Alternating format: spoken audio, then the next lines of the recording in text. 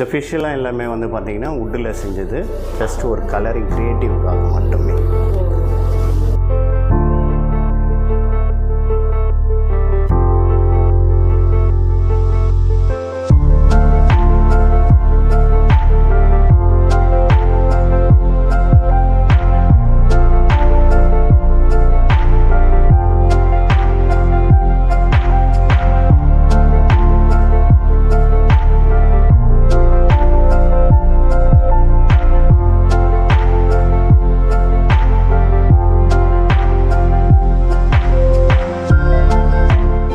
இவர் தான் Guinness world ரெக்கார்டில் இடம் முடித்தவர். இவர் பேர் வந்து ராபர்ட் வட்லோ. இவர் அமெரிக்கன்காரு, ஆனால் 22 வயசுலேயே இறந்துட்டார். இவர் தான் நம்ம ஆர்னால்ட் ஷ்வார்ஸ்நெக்கர்.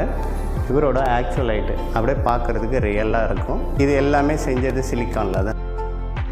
இவர் வேர்ல்டில் ஷார்ட்டஸ்ட்டு இவர் இருக்கார். ஈரான் கண்ட்ரியில் இன்னும் இருக்கார்.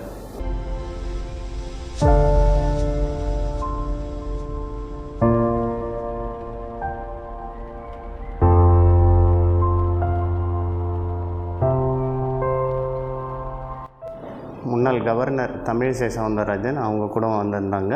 இந்த மியூசியம் பார்த்துட்டு நல்லா இருக்குது அப்படின்னு சொல்லிட்டு விசிட் பண்ணிட்டு போனாங்க.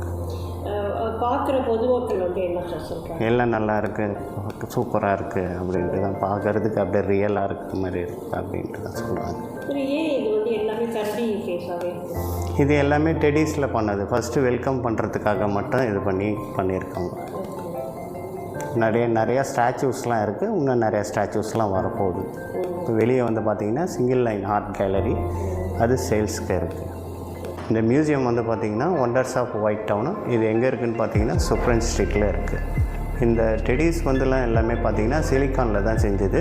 இதில் வந்து 195 கண்ட்ரீஸோட கல்ச்சுரல் ட்ரெஸ்ஸஸ் எல்லாமே இருக்குது. இப்போ இந்தியான்னு எடுத்துட்டிங்கன்னா 1 கண்ட்ரி 28 ஸ்டேட். இந்த 28 ஸ்டேட்ஸோட கல்ச்சுரல் ட்ரெஸ்ஸஸ்லாம் எல்லாமே இருக்குது. மியூசியம் வந்து பார்த்திங்கன்னா முதலமைச்சர் ரங்கசாமி அவர்கள் தான் வந்து இந்த மியூசியத்தை ஓப்பன் பண்ணி கொடுத்தார்.